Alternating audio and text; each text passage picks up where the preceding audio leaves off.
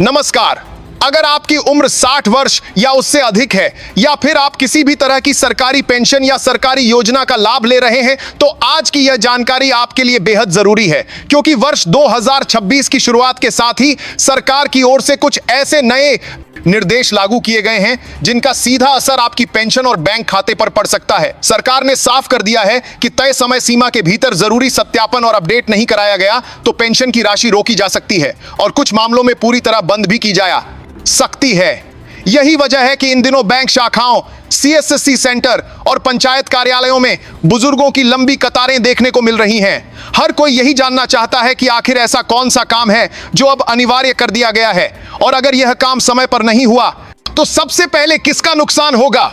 सरकार का कहना है कि यह निर्देश किसी एक राज्य या किसी एक योजना तक सीमित नहीं है, बल्कि पूरे देश में सभी पेंशन धारकों पर समान रूप से लागू किया गया है, चाहे वह वृद्धा पेंशन हो, विधवा पेंशन हो, दिव्यांग पेंशन हो या फिर रिटायर्ड सरकारी कर्मचारी की पेंशन। इसके अलावा वे सभी लोग भी इस दायरे में आते हैं जिनके बैंक खाते में सरकार की किसी भी योजना के तहत सीधे पैसे आते हैं। सरकार का उद्देश्य साफ है कि सरकारी पैसा सही व्यक्ति तक पहुंचे और किसी भी तरह की गड़बड़ी, फर्जीवाड़ा या गलत रिकॉर्ड आधार पर भुगतान न हो सके।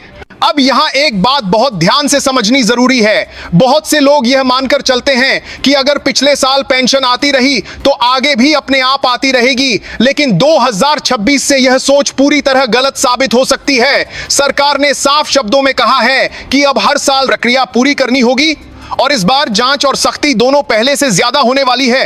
यही कारण है कि सरकार और बैंक दोनों लगातार यह चेतावनी दे आ रहे हैं कि अंतिम तारीख का इंतजार बिल्कुल न करें, क्योंकि जैसे जैसे समय नजदीक आएगा वैसे वैसे सर्वर स्लो होना, तकनीकी दिक्कतें और लंबा इंतजार जैसी समस्याएं बढ़ती जाएंगी और इसका सीधा असर सबसे ज्यादा बुजुर्गों पर पड़ेगा। अब सवाल यह उठता है कि आखिर वह कौन से जरूरी काम हैं जिन्हें 31 जनवरी 2026 से पहले हर हाल में पूरा करना अनिवार्य कर दिया गया है, और अगर इनमें से कोई भी काम अधूरा रह गया तो पेंशन और सरकारी लाभ कैसे प्रभावित होंगे। यही सब आगे हम और बिल्कुल साफ भाषा में समझेंगे ताकि किसी को भी बाद में परेशानी ना हो। अब यह समझना जरूरी है कि सरकार ने 2026 में पेंशन और सरकारी लाभों के लिए किन मुख्य प्रक्रियाओं को अनिवार्य कर दिया है। सरकार ने साफ तौर पर 3 काम तय किए हैं जिनका पूरा होना हर पेंशन धारक के लिए जरूरी है। पहला, आधार से जुड़ी जानकारी का सत्यापन, दूसरा जीवन प्रमाण पत्र का अपडेट और तीसरा बैंक खाते का केवाईसी सत्यापन। अगर इन तीनों में से किसी एक भी प्रक्रिया में कमी पाई गई तो सिस्टम अपने आप उस खाते को जोखिम वाला मान सकता है और ऐसी स्थिति में पेंशन की राशि अस्थायी रूप से रोक दी जाती है। सबसे पहले बात करते हैं आधार से जुड़े सत्यापन की, क्योंकि यह पूरी व्यवस्था की नींव बन चुका है। 2026 में सरकार ने यह स्पष्ट कर दिया है कि हर पेंशन और सरकारी योजना का भुगतान आधार आधारित प्रणाली से ही किया जाएगा। अगर आधार में नाम, जन्मतिथि या मोबाइल नंबर में कोई भी गड़बड़ी है तो पेंशन की राशि खाते में पहुंचने से पहले ही अटक सकती है। बहुत से मामलों में देखा गया है कि सरकार की ओर से पैसा जारी हो जाता है, लेकिन आधार और बैंक रिकॉर्ड में अंतर होने के कारण वह राशि खाते में क्रेडिट नहीं हो पाती और वापस चली जाती है। दूसरी ओर सबसे संवेदनशील प्रक्रिया है जीवन प्रमाण पत्र का अपडेट। बहुत से बुजुर्ग इसे केवल एक औपचारिकता समझकर टाल देते हैं, लेकिन सच्चाई यह है कि जीवन प्रमाण पत्र के बिना सरकार यह मान ही नहीं सकती कि पेंशन लेने वाला व्यक्ति जीवित है। 2026 में इस प्रक्रिया को और सख्त कर दिया गया है, क्योंकि बीते वर्षों में यह सामने आया कि कई मृत लाभार्थियों के खातों में भी पेंशन जाती रही। इसी वजह से सरकार ने यह साफ कर दिया है कि तय समय सीमा के भीतर जीवन प्रमाण पत्र जमा नहीं हुआ तो पेंशन अपने आप रोक दी जाएगी। अब तीसरी प्रक्रिया है बैंक केवाईसी सत्यापन। बहुत से लोग यह सोचते हैं कि उनका खाता सालों पुराना है, इसलिए केवाईसी की जरूरत नहीं पड़ेगी, लेकिन अब ऐसा नहीं है। रिजर्व बैंक और सरकार दोनों ने केवाईसी को पेंशन सिस्टम से जोड़ दिया है। अगर केवाईसी अधूरी है तो बैंक खाते पर लेन देन की सीमा लग सकती है और ऐसी स्थिति में पेंशन आने में भी परेशानी हो सकती है। इसलिए 2026 में केवाईसी अपडेट करना सिर्फ बैंक का नियम नहीं, बल्कि आपकी पेंशन को सुरक्षित रखने की शर्त बन चुका है। इन तीनों प्रक्रियाओं को सरकार ने 31 जनवरी 2026 तक पूरा करने की समय सीमा दी है। सरकार का कहना है कि जो लोग समय रहते यह काम पूरा कर लेंगे उन्हें आगे किसी तरह की परेशानी नहीं होगी, लेकिन जो लोग आखिरी समय का इंतजार करेंगे उनके लिए तकनीकी दिक्कतें और लंबी प्रक्रिया समस्या बन सकती है। इसलिए बेहतर यही है कि समय रहते सभी जरूरी अपडेट पूरे कर लिए जाएं।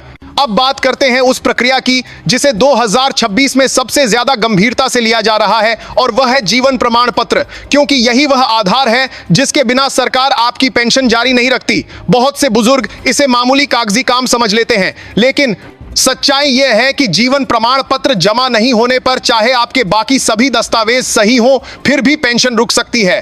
सरकार हर साल यह प्रमाण इसलिए मांगती है ताकि यह पुष्टि हो सके कि पेंशन लेने वाला व्यक्ति जीवित है और सरकारी धन का गलत इस्तेमाल न हो।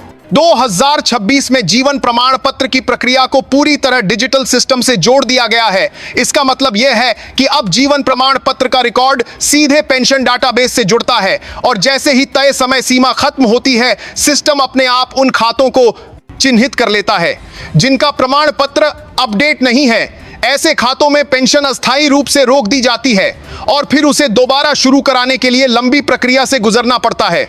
सरकार ने यह भी साफ किया है कि इस बार जीवन प्रमाण पत्र जमा करने की अंतिम तारीख 31 जनवरी 2026 मानी जाएगी।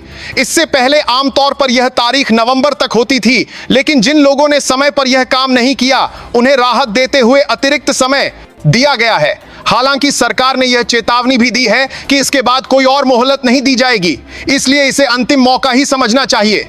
अब सवाल यह आता है कि जीवन प्रमाण पत्र बनवाया कहां जाए। इसके लिए सरकार ने कई विकल्प दिए हैं ताकि बुजुर्गों को ज्यादा परेशानी न हो।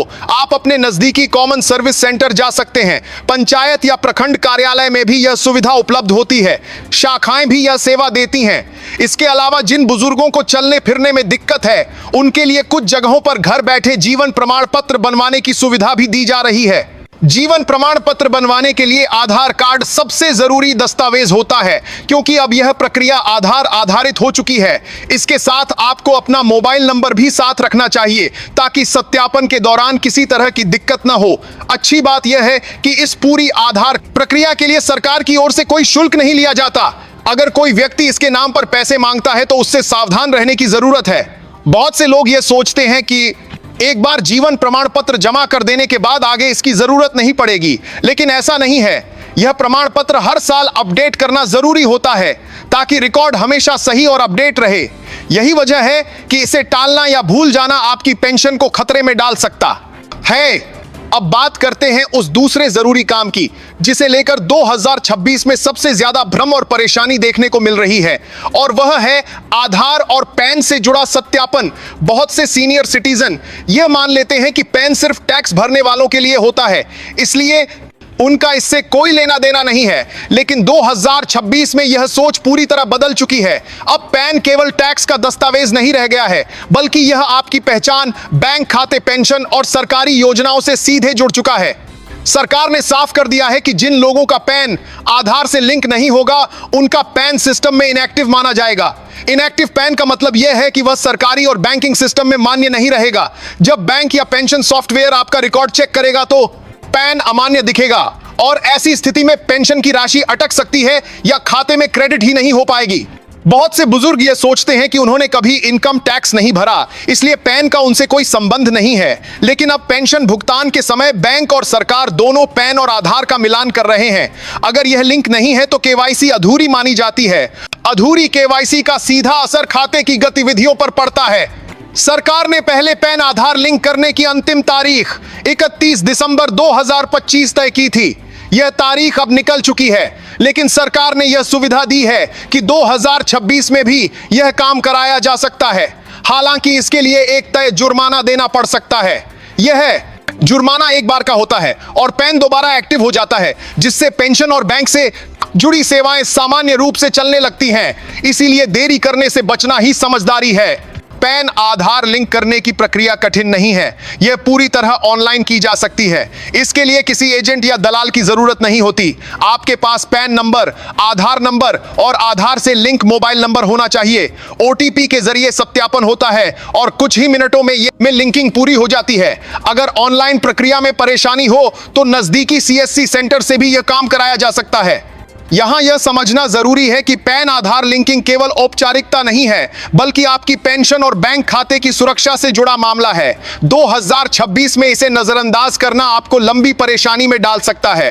अब बात करते हैं बैंक खाते से जुड़े उस पहलू की जिसे बहुत से पेंशन धारक हल्के में ले लेते हैं, लेकिन 2026 में यही छोटी सी लापरवाही बड़ी परेशानी बन सकती है, और वह है बैंक खाते का केवाईसी और अकाउंट स्टेटस। बहुत से बुजुर्ग यह मानकर चलते हैं कि उनका खाता सालों पुराना है, इसलिए वह पूरी तरह सुरक्षित है। लेकिन बैंकिंग नियमों में हुए बदलावों के बाद अब पुराने खातों पर भी नियमित केवाईसी अपडेट जरूरी कर दिया गया है।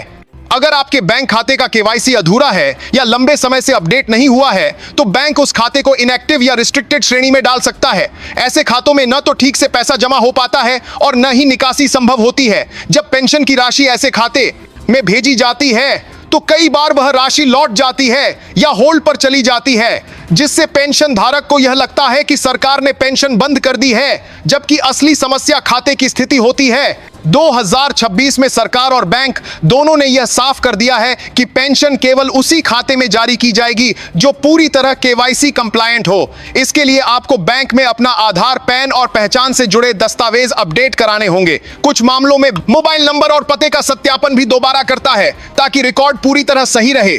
एक और जरूरी बात यह है कि बहुत से बुजुर्गों के खाते लंबे समय से उपयोग में नहीं होते। ऐसे खाते डोरमेंट हो जाते हैं। डोरमेंट खाते में अगर अचानक बड़ी राशि आती है तो बैंक उसे संदिग्ध मान सकता है और लेन देन पर रोक लगा सकता है। इसीलिए जरूरी है पेंशन वाला खाता नियमित रूप से सक्रिय रखा जाए, समय समय पर छोटी मोटी एंट्री होती रहे ताकि खाता एक्टिव बना रहे। सरकार ने यह भी निर्देश दिया है कि पेंशन वाला खाता किसी एक ही बैंक में स्पष्ट रूप से चिन्हित होना चाहिए। अगर किसी व्यक्ति के नाम पर कई खाते हैं और रिकॉर्ड स्पष्ट नहीं है तो पेंशन ट्रैकिंग में दिक्कत आ सकती है। इसलिए बेहतर यही है कि अपने पेंशन खाते की जानकारी बैंक और संबंधित विभाग दोनों जगह सही करवा ली जाए। यह सारी प्रक्रियाएं समय रहते पूरी कर ली जाएं तो पेंशन निर्बाध रूप से मिलती रहती है, लेकिन अगर इन्हें टाल दिया गया तो बाद में इन्हें ठीक कराने में हफ्तों लग सकते हैं और इस दौरान पेंशन रुकने का खतरा बना रहता है।